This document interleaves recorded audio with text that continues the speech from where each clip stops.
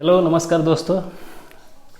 आज आपके लिए लाए हैं बहुत ही इंटरेस्टिंग सब्जेक्ट बायोलॉजी। बायोलॉजी विज्ञान की वह शाखा है जिसके अंदर जीवित प्राणियों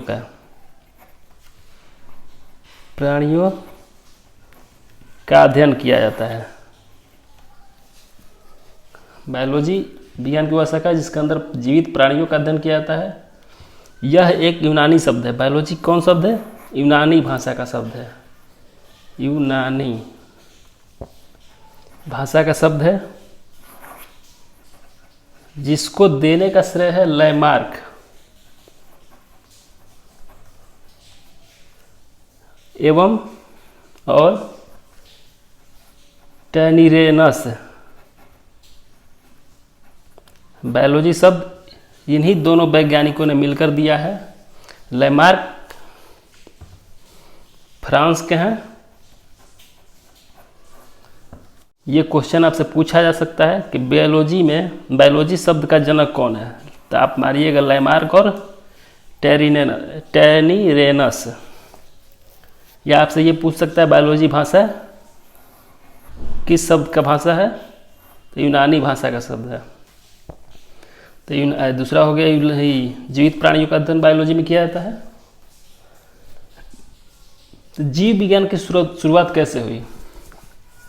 जीव विज्ञान का शुरुआत अरस्तु के द्वारा लिखी पुस्तक हिस्टोरिया एनिमेलम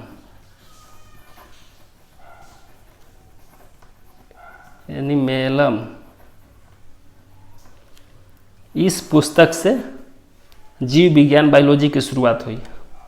हिस्टोरिया एनिमेलम पुस्तक कौन लिखा है? अरस्तु। ये भी क्वेश्चन आपसे एग्जाम में पूछा जा सकता है,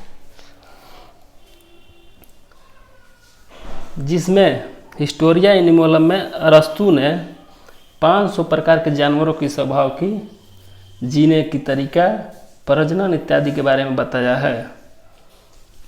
अरस्तु को फादर ऑफ बायोलॉजी कहा जाता है। Father of biology. आपसे अगर एग्जाम में पूछ दे फादर ऑफ बायोलॉजी, तो आप अरस्तु को मारिएगा। अरस्तु ने कौन पुस्तक लिखी है? हिस्टोरिया एनिमेलम। ये सब बहुत इंपॉर्टेंट क्वेश्चन है, आप लोग ध्यान दीजिएगा। इन्होंने 500 प्रकार के अपने पुस्तक में जानवरों का स्वभाव, जीवन जीने का तरीका, प्रजनन इत्यादि के बारे में बताया है। इसीलिए अरस्तु को जीव विज्ञान का पिता कहा जाता है। ये तो हुआ अरस्तु का। अरस्तु के बाद थियोफ्रेस्टस ने अपने बुक हिस्टोरिया प्लेंटेरम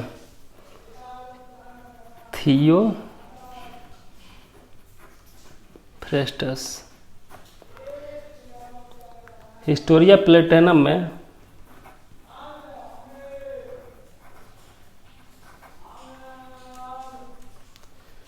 ने 500 प्रकार के पौधों का वर्णन किया। तो अरस्तु ने किया था जानवरों का। प्लेटेनम में थियोफ्रेस्टस ने किया 500 प्रकार के पौधों का। हिस्टोरिया प्लेंटेरम में 500 प्रकार के पौधों का किया। तो ये भी आपसे क्वेश्चन पूछा जा सकता है, हिस्टोरिया प्लेंटेरम पुस्तक का लेखक कौन है? तो आप दीजिएगा थियोफ्रेस्टस। और पूछा जाएगा 500 प्रकार के जानवर, अगर जानवरों पर कौन किया तो अरस्तु, और पौधों पे थियोफ्रेस्टस। इसलिए ये थियोफ्रेस्टस ने पौधों पर रिसर्च किया था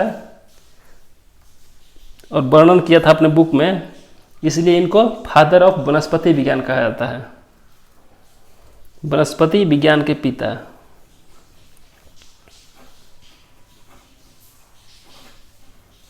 विज्ञान के पिता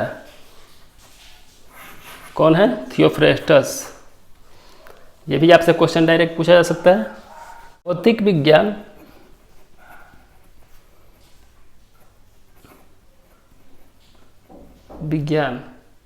तथा जैविक विज्ञान।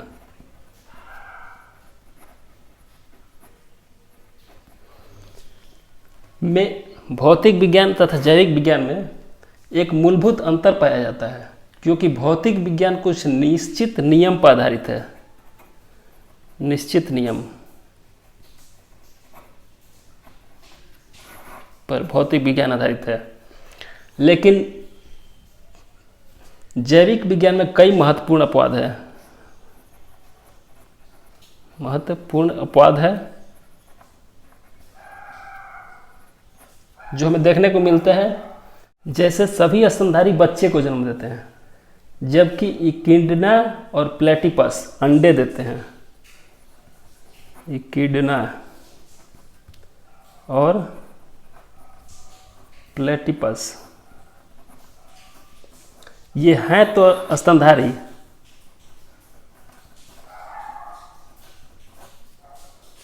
परंतु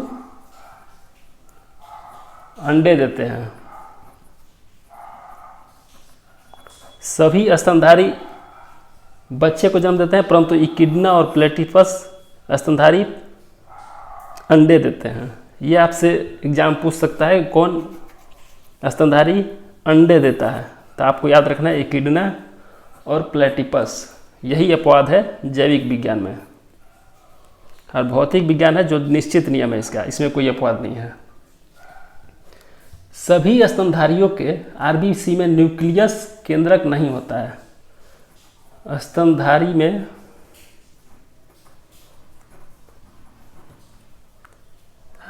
के आरबीसी में न्यूक्लियस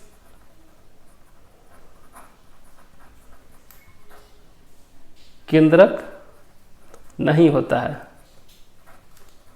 ये आपको हम आगे के चैप्टर में पढ़ाएंगे, फिलहाल यही जानिए। स्तनधारियों के आरबीसी में न्यूक्लियस केंद्रक नहीं होता है, जबकि ऊंट और लांबा के आरबीसी में केंद्रक पाया जाता है। परंतु ये अपवाद है ऊंट और लांबा, इसके आरबीसी में केंद्रक पाया जाता है।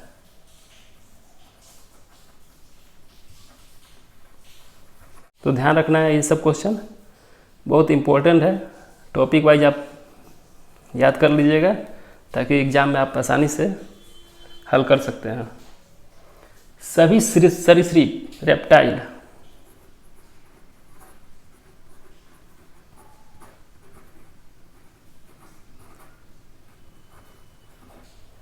के हृदय में 3 चैम्बर कोष्ठक होता है।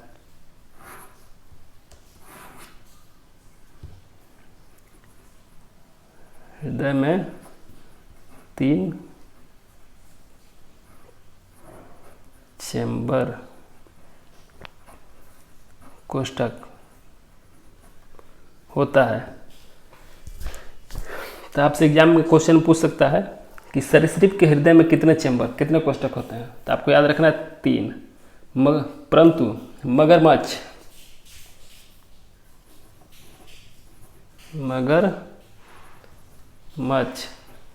क्रोकोडाइल के हृदय में 4 कोष्ठक होता है। यह भी आपको याद रखना है कि मगरमच्छ के हृदय में कितने कोष्ठक होता है, तो 4 कोष्ठक होता है। सभी मछलियों में फेफड़ा नहीं होता है, परंतु एक ऐसी मछली है लंगफिश, जिसमें गिल्स गलफड़ के साथ साथ फेफड़ा भी पाया जाता है।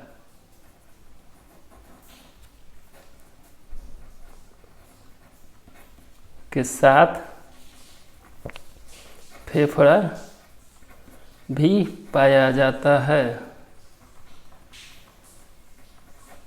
ये अपवाद है लंगफिश, जिसमें गिल्स भी पाया जाता है और फेफड़ा भी पाया जाता है।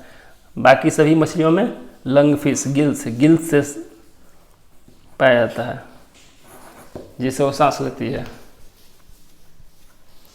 सभी उभयचर वयस्क अवस्था में लैंगिक जनन करते हैं, जबकि वो अमेरिकन सैलामेंडर है।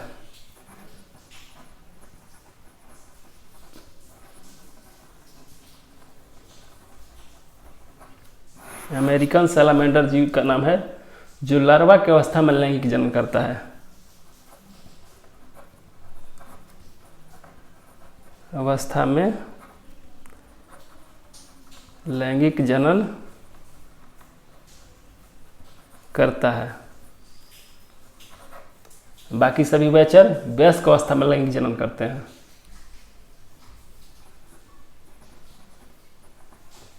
याद रखना है इसको भी। जंतु विज्ञान,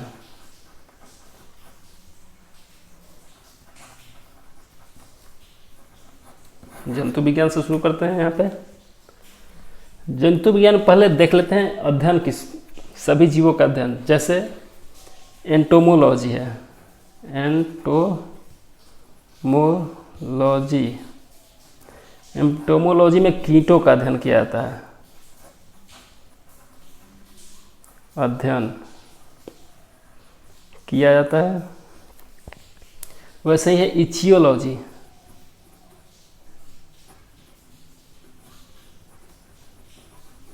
इचियोलॉजी में मछलियों का अध्ययन किया जाता है।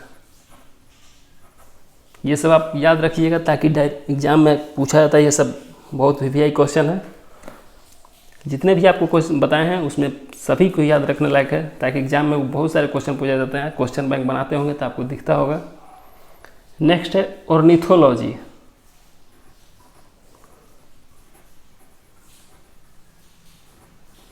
ऑर्निथोलॉजी में पक्षियों का अध्ययन किया जाता है। नेक्स्ट है ओडोंटोलॉजी।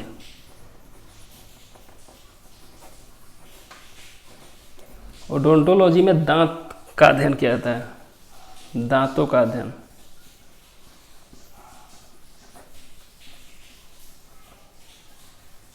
नेक्स्ट है ऑस्टियोलॉजी। ऑस्टियोलॉजी में हड्डियों का अध्ययन किया जाता है। नेक्स्ट है जेनेटिक्स। जेनेटिक्स अनुवांशिकी तथा विविधता का अध्ययन किया जाता है, अनुवांशिकी।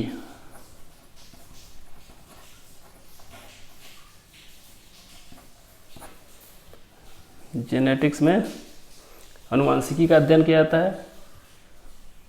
डर्मेटोलॉजी, डर्मेटोलॉजी, डर्मेटोलॉजी में त्वचा का अध्ययन किया जाता है। एक है यूजेनिक्स। जेनिक्स, इसमें आपको आनुवंशिकता के नियम को प्रयोग करके मानव नस्ल को उन्नत बनाने का अध्ययन किया जाता है। यूजेनिक्स आनुवंशिकता के नियम को प्रयोग करके मानव नस्ल को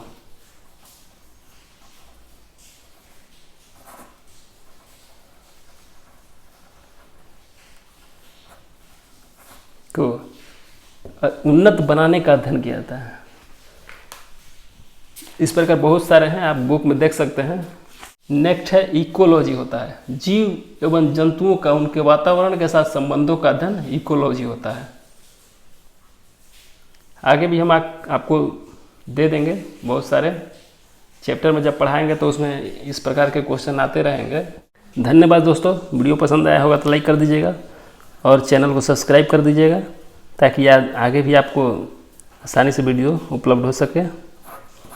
ये चैनल को सब्सक्राइब कर दीजिएगा और बेल आइकन को दबा दीजिएगा, ताकि आपको सबसे पहले नोटिफिकेशन प्राप्त हो। धन्यवाद।